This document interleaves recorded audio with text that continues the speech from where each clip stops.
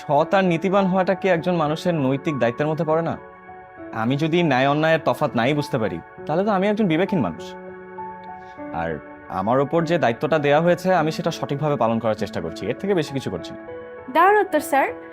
Recently আপনার কিছু video viral হয়েছে, মানুষ আপনাকে অনেক বাহবা দিচ্ছে, এ ব্যাপারে আপনি কিছু বলবেন? আম, ভাই, আমাদের দেশের মানুষ কিছু অসৎ ব্যবসায়ীদের হাতে জিম্মি। তো তারা যখন দেখছে যে কোথাও সঠিক বিচার হচ্ছে, ন্যাচারালি তারা খুশি হচ্ছে। এই কারণেই হয়তো ভিডিও ভাইরাল হচ্ছে। স্যার, এই হনেস্টির জন্য কিন্তু আপনার অনেক বড় নেতা, মন্ত্রী, ব্যবসায়ীদের কাছে কিন্তু চক্ষুশূল হতে হচ্ছে।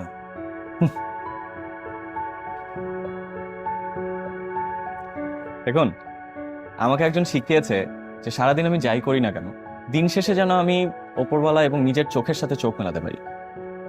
সো কারো ক্ষমতার ভয়ে আমি আল্লাহর